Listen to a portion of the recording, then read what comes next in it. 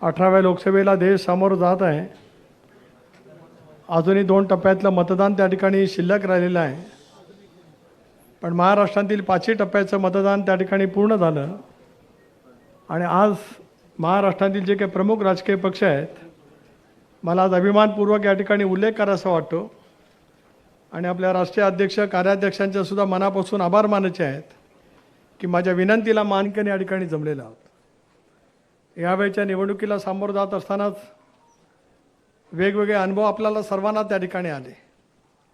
अनेक लोकसभेच्या निवडणुकीला 99 सालापासून आपण राष्ट्रवादी काँग्रेस पक्ष म्हणून सामोरं गेलो।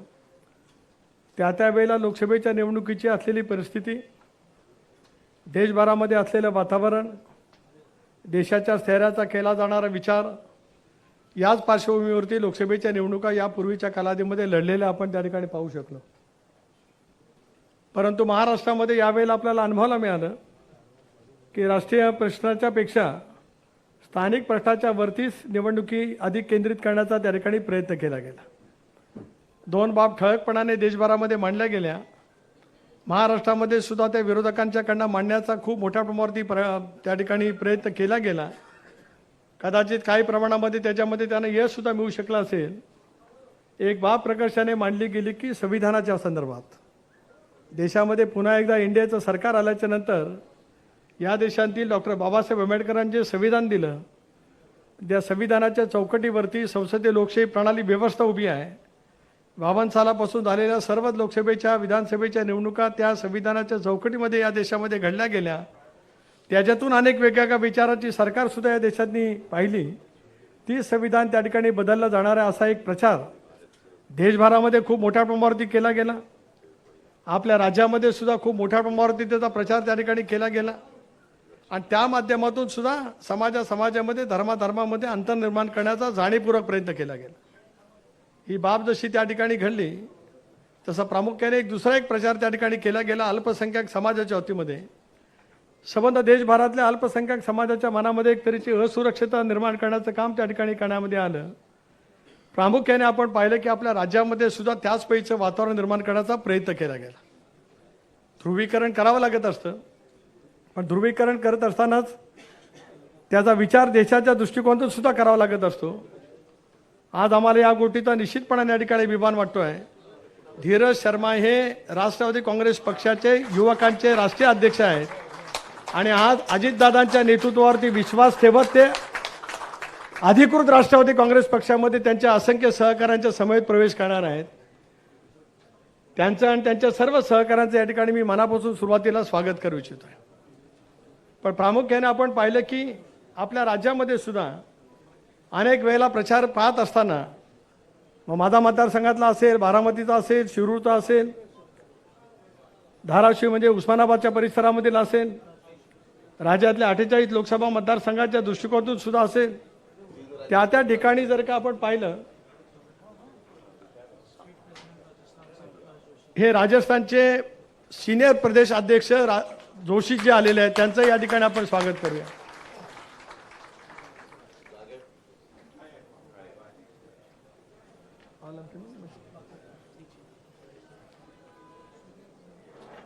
प्रकर्षाने यावेळेला अनुभवायला मिळालं प्रफुल्लभाई, तुम्ही सुद्धा 91 सालापासून लोकसभेच्या निवडणुका लढत आलात।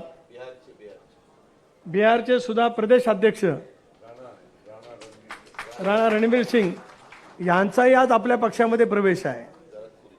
म्हणजे आता निवडणूक आयोगाकडे माहिती सादर करत असताना कोण कोण जिल्हा प्रदेश अध्यक्ष कोणासोबत आहेत हे जे काही सांगितलं गेलं, मला या गोष्टीचा अभिमान वाटतोय प्रदेश अध्यक्ष म्हणून दादा की निवडणुकीचे निकाल येण्याच्या अगोदरच या सर्वांनी तुमच्या आणि प्रफुल्लभाईंच्या नेतृत्वावरती विश्वास ठेवत आज राष्ट्रवादी काँग्रेस पक्षामध्ये प्रवेश करण्याचा एक निर्णय त्या ठिकाणी घेतला गेलेला आहे।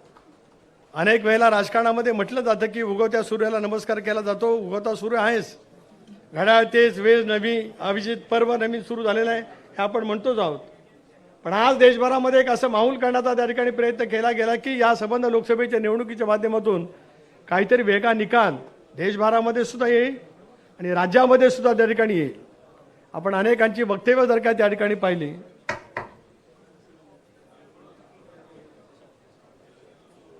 तर या वेळेला लोकसभेच्या निवडणुकीच्या प्रचाराच्या निमित्ताने वैचारिक पातळीत महाराष्ट्रातून कुठे गायब झाली काय कळू शकलं नाही.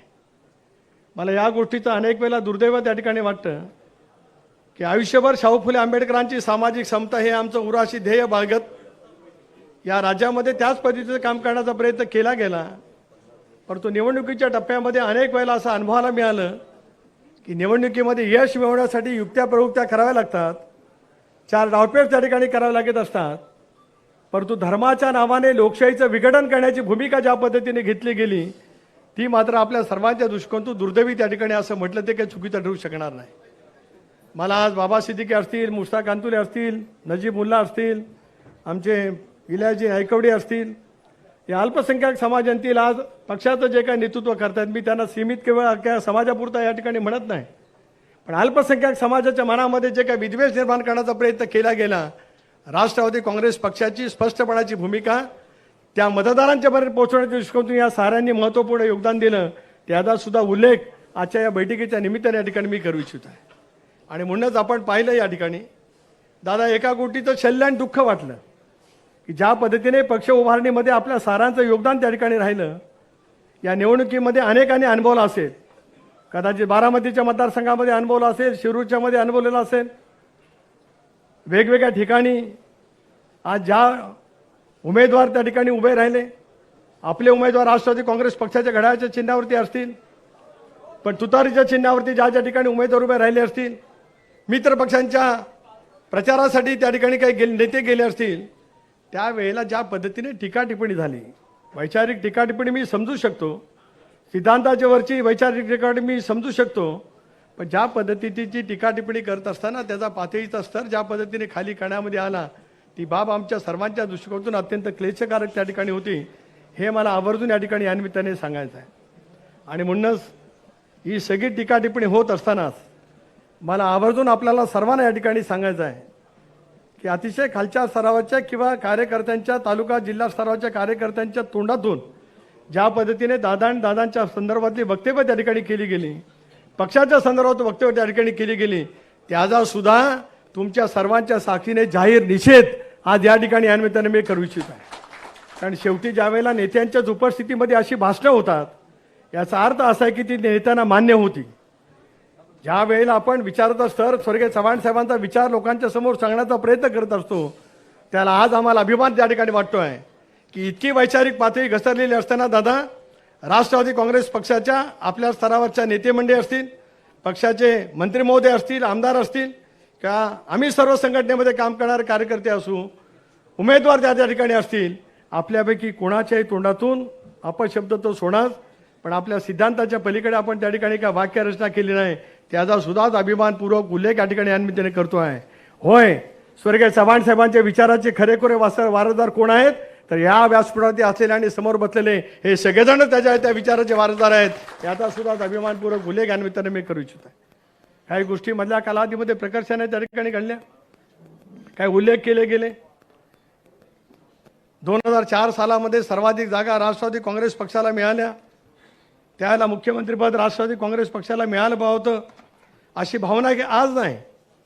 दादांच्या नेतृत्वाखाली राष्ट्रवादी काँग्रेस पक्षाला अधिकृत मान्यता मिळाल्यापासून ती नव्हे तर ती 2004 सालापासून राष्ट्रवादी काँग्रेस पक्षाच्या कार्यकर्त्यांच्या मनामध्ये त्या ठिकाणी सहल होती, मांडलं गेलं. त्या ठिकाणी मी कोणाला कॉन्ट्राडिक्ट करण्यासाठी या ठिकाणी उभा नाही, पण सांगितलं गेलं की 2004 सालामध्ये मुख्यमंत्रीपद घेतलं असताना भुजबळांना मुख्यमंत्रीपद दिलं असतं तर पक्ष फुटला असता.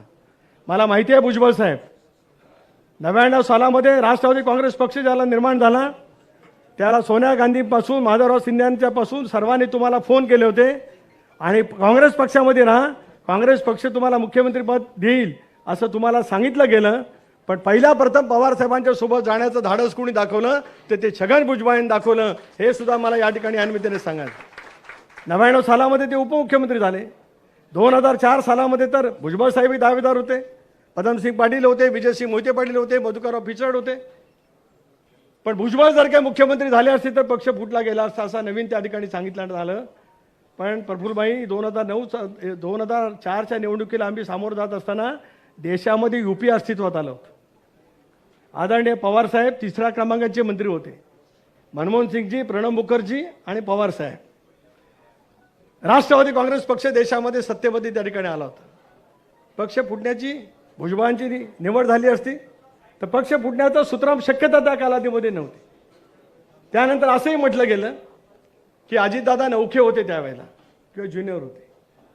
मला नम्रपणे या ठिकाणी सांगायचं आहे की 91 सालामध्ये फार मोठ्या फरकाने अजितदादा लोकसभेच्या निवडणुकीमध्ये जिंकून आले होते. राजीव गांधींच्या खालोखाल जर का मताधिक्य कोणाला मिळालं असेल तर ते अजितदादांना 91च्या निवडणुकीमध्ये त्या कालावधीमध्ये मिळाले. सुधाकरराव नाईक साहेबांच्या मंत्रिमंडळामध्ये ते राज्यमंत्री राहिले. 99 सालापासून ते मंत्रीसुद्धा राहिले.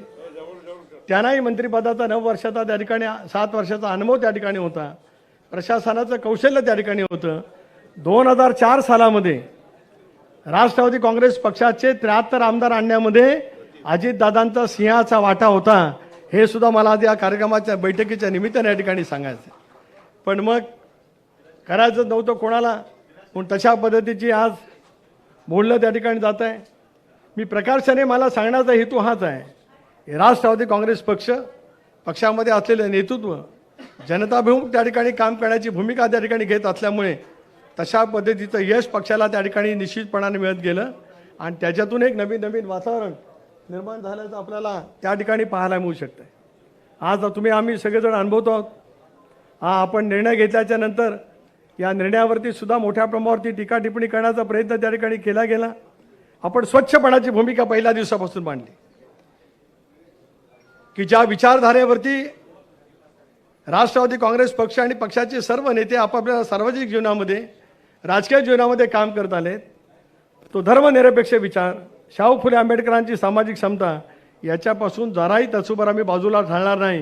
ही विचारधारा 5 तारखेलाच MITच्या त्या ठिकाणी आपण राष्ट्रीय अधिवेशन घेतलं होतं. त्या ठिकाणी अजितदादांनी, प्रफुल्लभाईंनी, भुजबळ साहेबांनी, मी असेन आणि सर्वांनी त्या ठिकाणी स्पष्ट केली. वारंवार प्रत्येक कार्यक्रमामध्ये सुद्धा या संदर्भातली आपण स्पष्टता त्या ठिकाणी देत आलो. याचं महत्त्वाचं कारण असं की तो आपला मूलभूत सिद्धांत त्या ठिकाणी आहे. पण प्रश्नचिन्ह तुमच्या विश्वासावरती निर्माण करायचं असेल, निवडणुकीमध्ये यश अनेक वेळा संपादित करायचं असेल तर मग तशा पद्धतीचा प्रसार करण्याची भूमिका त्या ठिकाणी सातत्याने घेतली गेली. सोशल मीडियाच्या माध्यमातून ज्या पद्धतीने टीका टिप्पणी करण्याचा, महिलांच्या संदर्भामध्ये सुद्धा ज्या पद्धतीने टीका टिप्पणी झाली, महिला पदाधिकाऱ्यांच्या संदर्भातली सुद्धा टीका टिप्पणी झाली, ही महाराष्ट्राच्या सांस्कृतिक विचारधारेला अशोभनीय होती. हे सुद्धा उल्लेख आजच्या या बैठकीच्या निमित्ताने या ठिकाणी मी करू इच्छितो. निवडणुकीचे निकाल 4 तारखेला लागतील. देशामध्ये पुन्हा एकदा इंडियाचं सरकार येईल आणि अजितदादांच्या नेतृत्वाखाली राष्ट्रवादी काँग्रेस पक्षाने जो अभूतपूर्व निर्णय घेतला आहे, महाराष्ट्राची जनता ज्याच्यावरती 100% शिक्कामोर्तब करेल असा मला विश्वास सुद्धा त्या ठिकाणी त्या निमित्ताने वाटतो. अनेक वेळेला सुद्धा निवडणुकीच्या कालावधीमध्ये म्हटलं गेलं की किती जागा मिळाल्या वगैरे वगैरे. होय, 4 जागांच्या वरती चिन्हावरती आपण लढलो. बारामती, रायगड, शिरूर, धाराशिव, परभणीची जागा आपल्याला दिली. राजेश विटेकर या ठिकाणी आहेत. आम्ही सुरुवातीपासून त्यांच्या उमेदवारीला त्या ठिकाणी प्रोत्साहित केलं होतं. परंतु आघाडीच्या राजकारणातली, महायुतीच्या राजकारणातली अपरिणता लक्षामध्ये घेता परभणीची जागा मित्र पक्षाला आपण राष्ट्रवादी काँग्रेस पक्षाच्या कोट्यातून त्या ठिकाणी सोडली आणि महादेवराव जानकरांनी ती उमेदवारी त्या ठिकाणी केली. राजेश प्रताप देशमुख त्यांच्या सर्व सहकाऱ्यांचं मी मनापासून आभार मानतो की पक्षाने घेतलेल्या निर्णयाच्या अंमलबजावणी करण्यासाठी उमेदवारी जरी मिळाली नाही, उमेदवारीसाठी 1-2 महिने पक्षाच्या माध्यमातून ते जरी फिरले, मी स्वतः प्रदेशाध्यक्ष म्हणून त्यांचा दौरा त्या ठिकाणी केला होता. त्यावेळेला तेच उमेदवार असतील असं स्पष्ट केलं होतं. परंतु युतीच्या राजकारणामध्ये ते घडू शकलं नाही. त्याच्याबद्दलचा कुठलाही मनामध्ये भाव न ठेवता पक्षाने घेतलेल्या निर्णयाची अंमलबजावणी करण्याचं काम सुद्धा त्यांनी त्या ठिकाणी घेतलं. शिवाजीराव तुम्ही असताल, आमच्या अर्चनाताई असतील, अखेरच्या टप्प्यामध्ये आपण सगळेजण सोबत आलो. शिवाजीराव तुम्ही सुद्धा राष्ट्रवादी काँग्रेस पक्षामध्ये होता, अर्चनाताई सुद्धा राष्ट्रवादी काँग्रेस पक्षामध्ये होत्या.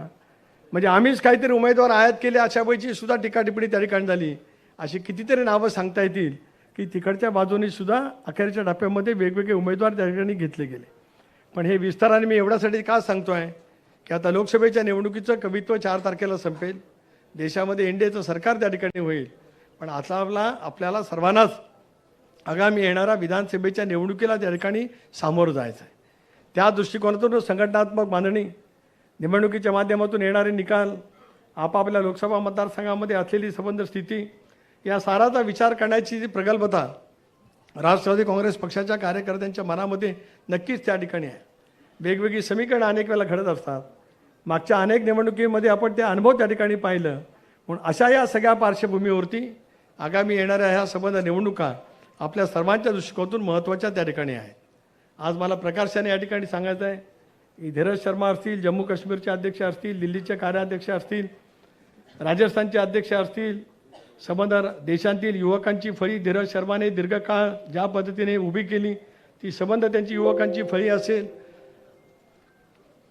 विद्यार्थी संघटनेची फळी असेल, वेगवेगळे पदाधिकारी असतील, दादांच्या आणि प्रफुल्लबाईंच्या नेतृत्वावरती विश्वास ठेवत आज ते राष्ट्रवादी काँग्रेस पक्षामध्ये प्रवेश करत आहेत. मला आठवतं की ज्या वेळेला निवडणूक आयोगाच्या पुढे सुनावणी असायची त्यावेळेला हे सगळेजण त्यावेळेला प्रकाशाने त्या ठिकाणी पुढे असायचे. मी तर नेहमीच असायचो. अनिल बायदास आपण काही वेळेला आला होतात, कधी संजय बनसोड त्या ठिकाणी आले होते. त्याला ही सगळी मंडळी त्या ठिकाणी होती. ते का पक्ष प्रवेश करतायत त्यांच्या तोंडातूनच आपण त्या ठिकाणी ऐकू. पण एक गोष्ट आपल्या सर्वांच्या लक्षामध्ये आली पाहिजे की संबंध राज्यभरामध्ये आज जे काही वातावरण तयार करण्याचा प्रयत्न केला गेला की आपण कुठेतरी पिछाडीवरती आहोत, तर ते नाही.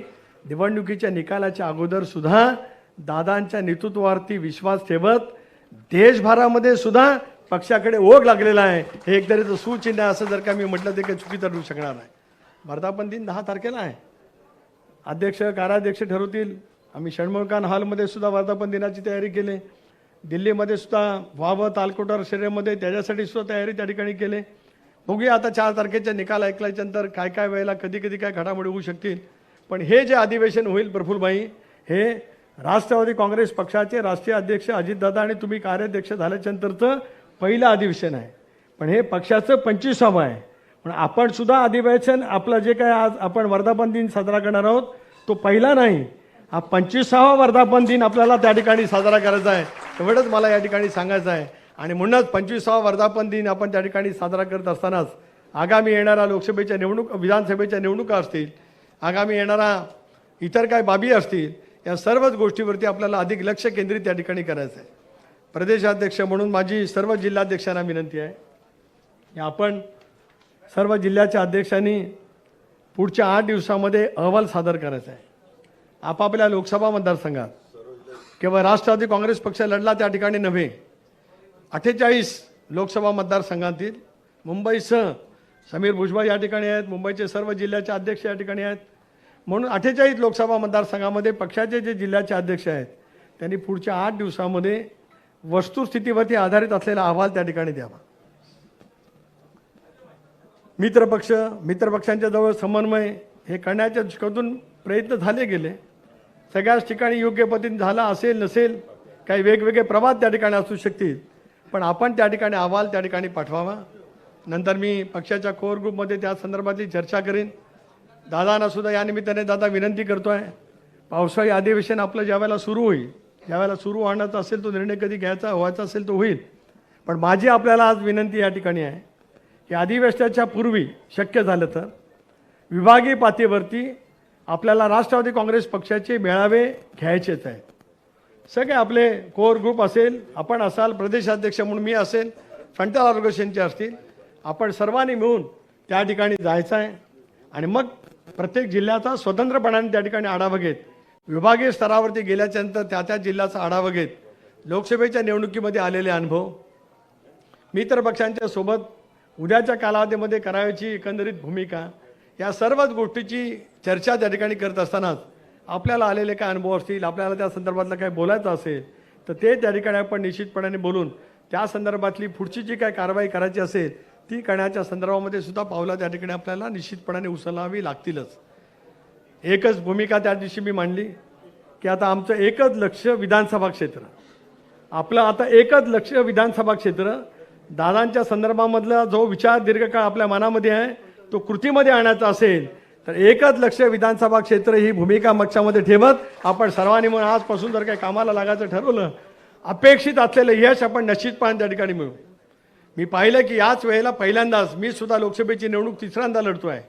पहिल्यांदाच असं अनुभवायला मिळालं की निवडणूक लढत असताना की राष्ट्रीय प्रश्नांची चर्चा नाही, राज्य पातळीवरच्या प्रश्नांची चर्चा नाही, स्थानिक राजकारण, समाज, धर्म तर सोडा, समाजामध्ये अंतर निर्माण करण्याचा जाणीवपूर्वक प्रयत्न ज्या पद्धतीने त्या ठिकाणी झाला ही बाब अत्यंत दुर्दैवी त्या ठिकाणी होती. त्याचा सुद्धा आवर्जून उल्लेख आजच्या या कार्यक्रमाच्या निमित्ताने या ठिकाणी मी करू इच्छित आहे. आपल्याला स्पष्टपणाने, अधिक धाडसाने, अधिक आत्मविश्वासाने या सगळ्या पुढच्या कालावधीमध्ये सामोरं जायचं आहे. ते सामोरं जाण्याच्या दृष्टिकोनातूनच आज आपण एकत्रितपणाने या ठिकाणी जमलेलो आहोत. आणि मला विश्वास आहे की दादांच्या नेतृत्वाखाली हे सारं काही काम करत असताना, प्रफुल्लभाईंच्या नेतृत्वाखाली, भुजबळ साहेबांच्या नेतृत्वाखाली सारं काही काम करत असतानाच आम कार्यकर्ता बूथ लेवलच्या स्तरावर असेल, तालुका स्तरावर असेल, जिल्हा स्तरावर असेल, पुढचे 4 महिने पक्षाला आपण सर्वांनी दिलेच पाहिजेत. जून महिन्यामध्ये आढावा घेणंच. आमचं लोकसभेचं अधिवेशन जेव्हा केव्हा व्हायचं असेल त्याला होईल. मी लोकसभेचं अधिवेशन आमचं होणार आहे याचा अर्थ मी काय समजतो, मी असतील, सुनेत्राबाईंनी असतील, शिवाजीराव असतील किंवा अर्चनाताई असतील, आम्ही लोकसभेवरती जाणारच आहोत. या आत्मविश्वासाने त्या ठिकाणी बोलत आहे, जाणारच आहोत शिवाजीराव. त्यामुळे तो काही संदर्भ असण्याचं काही कारण नाही. पण त्याच्यातलाही वेळ कमी करून आपल्याला आवश्यकता लागली तर पुढच्या विधानसभेच्या निवडणुकीच्या निमित्ताने आपल्याला आत्तापासूनच पूर्ण ताकदीने, पूर्ण क्षमतेने त्या ठिकाणी काम करायचं आहे. त्या दृष्टिकोनातूनच आपल्याला काही कार्यक्रम दिले जातील. 10 तारखेचा वर्धापन दिनाचा कार्यक्रम सुद्धा बूथ स्तरावरही तालुका स्तरापासून तो 8 दिवसाचा दिला जाईल. काय एका दिवसाचा नाही, आठवडाभराचा दिला जाईल. तो कार्यक्रम लाभवला गेलाच पाहिजे. महिलांसाठी कार्यक्रम वेगळे असतील, युवकांच्यासाठी असतील, विद्यार्थ्यांच्यासाठी असतील. आता अल्पसंख्याक समाज, इलाजबाई आता अधिक सतर्क करावं लागेल. बाबा सिद्दीकी असतील, मुश्ताकबाई तुम्ही असाल, नजीब असतील, आता सर्वांनाच मिळून अल्पसंख्याक समाजामध्ये जो काही दुरावा निर्माण करण्याचा जाणीवपूर्वक प्रयत्न केला गेला त्याच्यावरती उत्तरे शोधावर त्या ठिकाणी लागेल. आणि मी माझ्या मतदारसंघामध्ये दुर्दैवाने दादा त्या ठिकाणी अनुभवलं. काही नेते दिवसभर थांबले, 3-3, 4-4 तास बैठका झाल्या. त्या बैठकांच्यामध्ये धर्म आणि समाज याच्यामध्ये गल्लत कशी होईल अशी प्रकारच्याने भाषणं त्या ठिकाणी करण्यामध्ये आली. प्रफुल्लभाई, आश्चर्य वाटेल, नेत्यांच्या उपस्थितीमध्येच मशिदीतून काहीतरी केलं गेलं पाहिजे अशी भाषणं त्या ठिकाणी झाली. ही बाब अत्यंत दुर्दैवी त्या ठिकाणी होती. राजकारणामध्ये अनेक वेळेला मतमतांतर होत असेल, विचाराची फारकत त्या ठिकाणी होऊ शकत असेल, पण या पद्धतीने ज्यावेळेला प्रचार करण्याचा प्रयत्न केला जातो याचा अर्थ वैचारिक पातळी निवडणुकीमध्ये यश मिळवण्यासाठी किती खालच्या स्तरावरती पोहोचू शकते आहे याचं आपल्याला उदाहरण त्या ठिकाणी अनुभवायला मिळू शकतं आहे. पण त्याच्यातून सुद्धा मार्गक्रमण करत विश्वासार्हता अजितदादाची जनमानसामध्ये तुमची जी आहे त्या विश्वासार्हतेचा योग्य तो उपयोग करून घेण्याची क्षमता उमेदवारांना त्याने आम्ही सर्वांनी त्या ठिकाणी दाखवली, संघटनेचे पदाधिकाऱ्यांनी त्या ठिकाणी दाखवली. आणि त्याच्यातून उद्याच्या भवितव्यातलं अपेक्षित असलेलं यश त्या ठिकाणी निश्चितपणाने मिळू शकतं आहे. एक पूर्णपणाचा संघटनात्मक कार्यक्रम दिला जाईल. माझी सर्वच पदाधिकाऱ्यांना या निमित्ताने विनंती आहे, जे कार्यक्रम दिले जातील पहिल्या 8-10 महिन्यामध्ये फारसा का आढावा घेता आला नाही. कारण सरकार स्थापन झालं, सरकारच्या कामाला सुरुवात झाली, पुन्हा अनेक गोष्टी आल्या, निवडणूक आयोगाचा निकाल, न्यायालयीन प्रक्रिया, या साऱ्या गोष्टीमध्ये खूप काय वेळ त्या ठिकाणी गेला. परंतु आता या पुढच्या कालावधीमध्ये अधिक कुठल्या गोष्टीवरती लक्ष केंद्रित न करता या संबंध निवडणुकीच्या दृष्टिकोनातून आपण लक्ष केंद्रित करणं हे अत्यंत आवश्यक त्या ठिकाणी ठरू शकतं आहे. ज्या जागांच्यावरती आम्ही निवडणूक लढणार आहोत त्या जागांच्यावरती लक्ष केंद्रित करायचं आहेच, पण संबंध महाराष्ट्रामध्ये संघटनात्मक बांधणींनी अतिशय उत्तम पद्धतीने त्या ठिकाणी करायची असल्यामुळे आता आपल्या सर्वांचं योगदान त्या ठिकाणी निश्चितपणे राहणार आहे. दादा, आपल्याला प्रफुल्लभाईंना, भुजबळ साहेबांना दुसरी विनंती आहे. प्रफुल्लभाई, तुम्हाला, भुजबळ साहेबांना आणि दादांना विनंती आहे, मधल्या कालावधीमध्ये आपण सत्तेमध्ये गेल्याच्यानंतर एक समन्वय समिती राहिली, त्याच्यामध्ये चर्चा झाली महामंडळांची, त्याच्यामध्ये इतर गोष्टीची सुद्धा चर्चा झाली. आता एकदा त्या विषयावरती सुद्धा आपण एकदा निर्णय त्या ठिकाणी करून घेतला पाहिजे. आणि तो निर्णय अशा पद्धतीने करून घेतला पाहिजे, भले कालावधी कमी मिळत असेल पण कार्यकर्त्यांना सुद्धा प्रतिष्ठा मिळते आहे. कारण अनेक वेळेला शिवसेनेच्या काही लोकांची नियुक्ती झाली, काही ठिकाणी भारतीय जनता पक्षाच्या नेत्यांची नियुक्ती झाली, राष्ट्रवादी काँग्रेस पक्षाच्या नेत्यांची किंवा कार्यकर्त्यांची किंवा महिला भगिनींची नियुक्ती आपल्याला करता आली नाही. हे प्रदेशाध्यक्ष म्हणून माझ्यासारख्या कार्यकर्त्याला सुद्धा शल्य आहे. एक ठामपणाची, ठोसपणाची भूमिका घेत आपल्याला ते सुद्धा त्या ठिकाणी सांगावं लागेल. कारण शेवटी पक्ष संघटन उभं राहतं ते कार्यकर्त्यांच्या शक्तीच्या बळावरती, त्यांच्या योगदानाच्या बळावरती. त्यांची प्रतिष्ठा समाजामध्ये त्या ठिकाणी वाढली का त्याचा फायदा अतिशय उत्तम पद्धतीने पक्ष संघटनेला त्या ठिकाणी होऊ शकतो आहे. त्या दृष्टिकोनातूनच आगामी निवडणुकीचं लक्ष आम्ही त्या ठिकाणी निर्धारित करतो आहोत. मी अधिक बोलून आपल्या सर्वांचा वेळ घेऊ इच्छित नाही, पण धीरज, तुम्ही आणि तुमचे सर्व सहकाऱ्यांचं मी पुन्हा एकदा मनापासून या ठिकाणी स्वागत करतो आहे. मुंबईमध्ये स्वागत करतो आहे.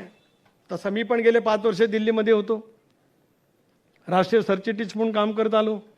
त्यामुळे तुम्हा मंडळींचं काम त्या ठिकाणी अनेक वर्ष मला त्या ठिकाणी अनुभवायला मिळालं. प्रफुल्लभाई तर स्थापनेपासूनच राष्ट्रीय स्तरावरती त्या ठिकाणी काम करतायत. पक्ष स्थापन झाल्याच्या नंतरच्या अनेक घडामोडीमध्ये प्रफुल्लभाई तुमचं सहकार्य मोठ्या प्रमाणावरती मिळालंच.